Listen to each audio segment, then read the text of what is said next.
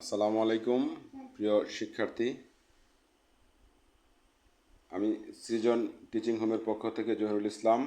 তো YouTube thumbnail দেখে, ভিডিওর থাম্বেল দেখে তোমরা বুঝতে পারতেছ যে আজকে কোন গাণিতিক সমস্যাটা আমরা সমাধান করব। তো কথা না বলে এখন শুরু করি। তো প্রথমে লিখতে হবে সমাধান। সমাধান প্রথমে লিখবো আমরা সমাধান। ঠিক আছে, দেখো এখানে লেখা আছে, যদি F of x equal 2x plus 1 divided 2x minus 1 হয়, তবে এটার মান নির্ণয় করতে বলছে। F of 1 divided x square plus 1, নিচে F of 1 divided x square minus 1, এটুকুর মান আমরা বের করব। ক্লিয়ার?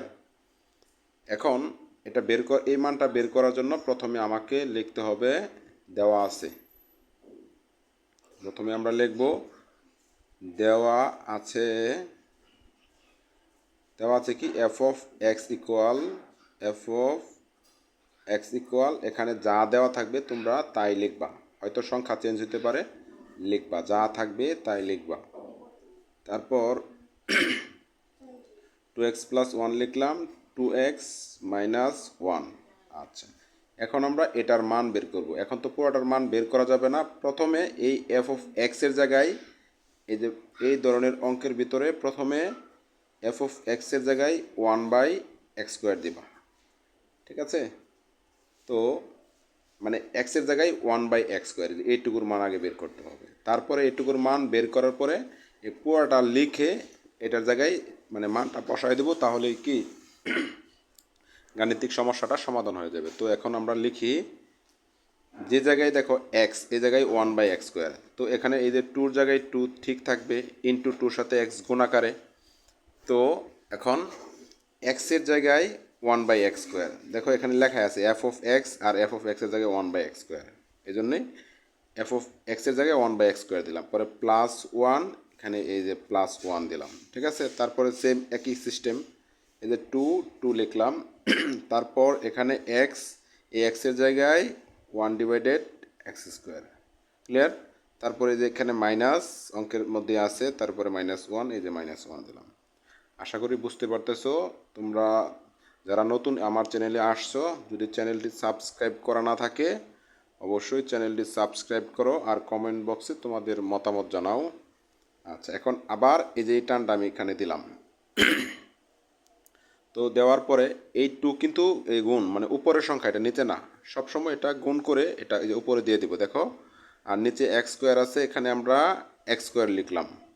পরে +1 দিলাম। ঠিক আছে?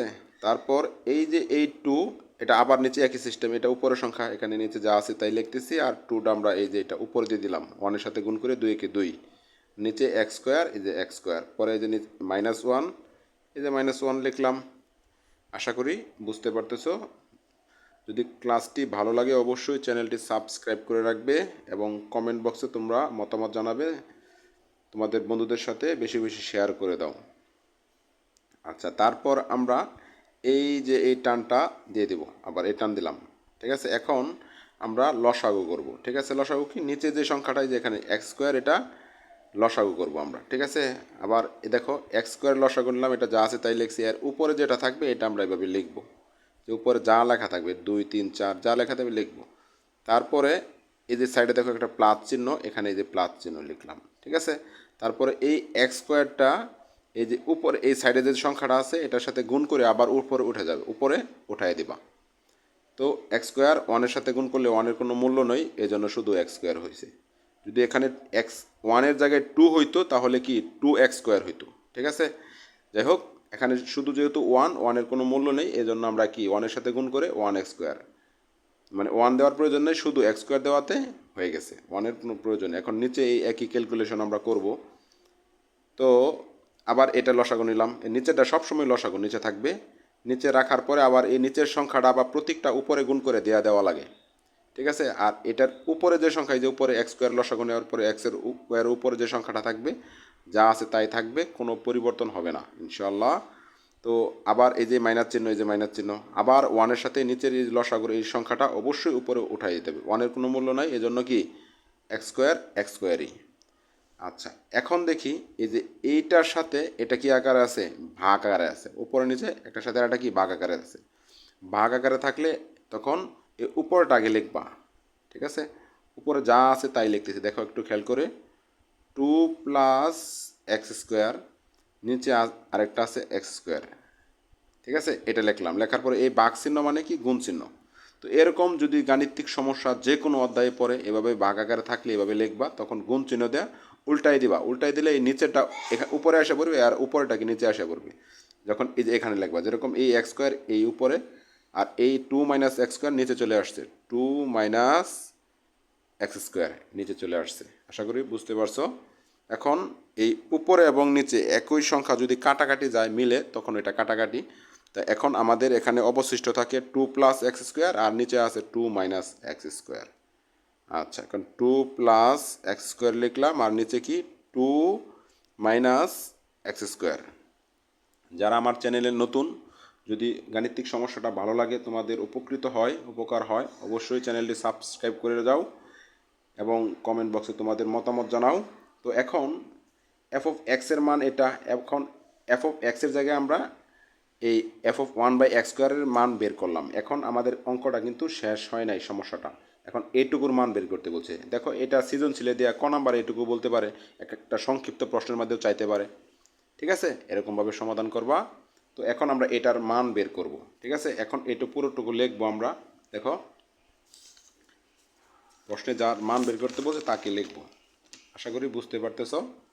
তো সুতরাং সুতরাং f(1/x² + 1), ঠিক আছে। আবার নিচে f(1/x² - 1), এটার মান বের করতে বলছে, ঠিক আছে। তো যেহেতু এটার মান বের করতে বলছে, একটু খেয়াল করি, একটু অস্পষ্ট লাগতেছে। আচ্ছা, এখন এটার মান বের করতে বলছে। এখন আমরা দেখো এই যে টান দিলাম, টান দেওয়ার পর যে জায়গায় f(1/x²), তো f(1/x²) এর মানটা আমরা এখানে বের করছি না, দেখো তো এই যে f(1/x² এর মান কি, এই যে f(1/x²) মান এখানে এই যে আসছে 2 + x², নিচে 2 - x², এখানে আমরা মানটা বসায় দিই, ঠিক আছে। এই যে এই f(1/x² এর জায়গায় 2 + x², 2 - x², তারপরে কি +1। যারা আমার চ্যানেলে নতুন, আবারও বলতেছি, ইনশাআল্লাহ তোমরা চ্যানেলটা সাবস্ক্রাইব করে রাখো। এই ধরনের গাণিতিক সমস্যা এভাবেই প্রত্যেকটা অধ্যায়ের প্রত্যেকটা অঙ্ক ইনশাআল্লাহ আমি অঙ্ক সমাধান করে ভিডিও আপলোড করবো ইনশাআল্লাহ। দেখো তারপরে আবার নিচে একই কথা, এই যে এটা f(1/x²) এর মান এই যে এখানে বসাই দিলাম, 2 + x², 2 - x², ঠিক আছে। তারপরে আবার এখানে আছে কি -1। এখানে কিন্তু সংখ্যা চেঞ্জ হতে পারে, 1 2 3 4 উল্টাপাল্টা সংখ্যা থাকতে পারে, কোনো সমস্যা নেই, কিন্তু গাণিতিক সমস্যাগুলো একই সিস্টেমে তোমরা ক্যালকুলেশন করবা। তো আশা করি বুঝতে পারতেছো। কোনো জায়গায় বুঝতে সমস্যা হলে আমাকে কমেন্ট বক্সে তোমাদের মতামত জানাও। এখন এই ক্যালকুলেশনটুকু আবার করব আমরা, ঠিক আছে। এখন এভাবে টান দিব, নিচে এখানে দেখো 2 - x², এই দুইটা মিলে একটা সংখ্যা, এটা আমরা কি করব, লসাগু নিব আবার, ঠিক আছে। 2 - x², এটা লসাগু নিব। তারপরে এটার উপরে যা আছে আবার এটা এখানে লিখব, 2 মাইনাস প্লাস এই যে 2 + x², উপরে যা আছে আমি তাই লিখছি, ঠিক আছে। তারপর এখানে দেখো +1, এখানে +1 লিখলাম। তারপর এই নিচের সংখ্যাটা সব সময় এইখানে যে সংখ্যাটা থাকবে গুণ করে আবার উপরে উঠে যাবে। এই সংখ্যাটা মানে একবার নিচে থাকবে আর একবার গুণ করে এখানে যে সংখ্যাটা থাকবে উপরে উঠে যাবে সব সময়। আর এখানে 1 থাকাতে উপরে উঠে যা আছে তাই থাকবে উপরে দেওয়ার পর, কিন্তু 2 বা 3 থাকলে এখানে মনে করো 3 দুগুণে 6, 3x² এরকম হইতো, গুণফলটা হইতো। আর যেহেতু 1, এই জন্য 1-এর সাথে গুণ করে 1-এর কোনো মূল্য নাই, এটা যা আছে আমরা তাই লিখব। যেরকম 2 - x², 2 - x²। এখন নিচে সেম এই একই ক্যালকুলেশন করব আমরা। আচ্ছা, এখন নিচে আমরা এটা লসাগু নিই আবার, 2 - x², তারপরে কি 2 + x², এটা উপরটা আগে লিখতে হবে। এখন নিচেরটা আবার কি গুণ করে উপরে উঠাই দেবো। একটা বিষয় খেয়াল করি, এখানে প্লাস চিহ্ন থাকাতে এই যে ওয়ানের সাথে গুণ করে নিচেরটা উপরে উঠাইছি। এখানে মাইনাস চিহ্ন থাকলে যদি আমরা গুণ করে উপরে উঠাবো, বাট কিন্তু এখানে যখন মাইনাস চিহ্ন থাকবে, নিচেরটা যখন আমরা গুণ করে উপরে উঠাবো, এই চিহ্ন, এই সংখ্যা, এই মাঝের চিহ্নটা পরবর্তী যত সংখ্যা হবে চিহ্ন হবে এটা পরিবর্তন হয়ে যাবে। কিন্তু এখানে প্রথম মাইনাসটা ঠিক থাকবে, আর এটা আস্তে আস্তে সংখ্যা উপরে উঠবে, আর পরবর্তী সব চিহ্ন পরিবর্তন, যেরকম এই যে টু টু আছে, আর এই মাইনাসে মাইনাসে কি প্লাস, মানে এটা তো পুরাটাই উপরে উঠাই দিবা, মাইনাসে মাইনাসে কি প্লাস এক্স স্কোয়ার। আশা করি বুঝতে পারছো। এখানে মাইনাস চিহ্ন থাকলে এখানে যখন এটার সাথে গুণ করবো, আবার বলছি, এটা উপরে উঠে যাবে এবং চিহ্ন পরিবর্তন হয়ে যাবে জাস্ট, আর সব কিছু ঠিক থাকবে। আচ্ছা, এখন আমরা একটু মনোযোগ সহকারে বোঝার চেষ্টা করি। এখন একটু কাটাকাটি করে নিই। কাটাকাটি না করাটাই উত্তম। কাটাকাটি করা হয় মূলত বোঝার জন্য, তো কাটাকাটি করলেও কোনো সমস্যা নেই। যে মাইনাস এক্স স্কোয়ার আর প্লাস এক্স স্কোয়ার, প্লাসে মাইনাসে কাটাকাটি। আচ্ছা, আর এদিকে নিচে মাইনাস টু আর প্লাস টু কাটাকাটি, ঠিক আছে। তো এখন নিচে থাকে কি, টু মাইনাস এক্স স্কোয়ার, আর উপরে থাকে এই যে একটা প্লাসের টু, এই যে একটা প্লাসের টু, দুইটা প্লাসের টু, মানে দুই আর দুই কত, চার। আর এখানে দেখো এই যে একটা প্লাসের এক্স স্কোয়ার, এই যে একটা প্লাসের এক্স স্কোয়ার, নিচে টান দিলাম, এই যে একটা এক্স স্কোয়ার, একটা X square, two X square. আশা করি বুঝতে পারছো। এখন আর নিচে যা আছে কি তাই, টু মাইনাস এক্স স্কোয়ার।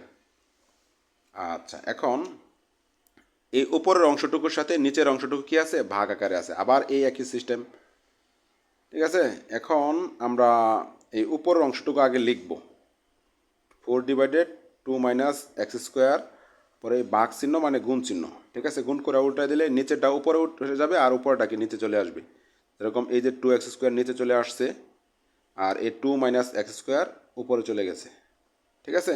এখন দেখো টু মাইনাস এক্স স্কোয়ার নিচে একবার, উপর একবার, কাটাকাটি, ঠিক আছে। এখন উপরে থাকে ফোর, আর নিচে থাকে এই যে টু এক্স স্কোয়ার, ক্লিয়ার।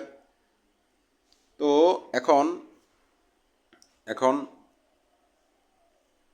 এই টু দিয়ে আবার এই ফোরে কাটাকাটি যায়, দুই দুগুণে চার, তো উপরে দুই, নিচে কি এক্স স্কোয়ার। আশা করি তোমরা সমস্যাটার সমাধান হয়েছে তোমাদের। তো চ্যানেলটি যদি সাবস্ক্রাইব করা না থাকে, অবশ্যই চ্যানেলটি সাবস্ক্রাইব করে রাখো। আর এই নবম দশম শ্রেণীর গণিত বইয়ের প্রত্যেকটা অঙ্ক এভাবে আলাদা আলাদাভাবে আমি ইনশাল্লাহ এই গাণিতিক সমস্যাগুলো ভিডিও করে কমপ্লিট করে ভিডিও আপলোড করবো ইনশাআল্লাহ। তোমরা যাদের যে সমস্যাগুলো, এগুলো তোমরা সলভ করে নিতে পারবে। ধন্যবাদ সবাইকে। আসসালামু আলাইকুম।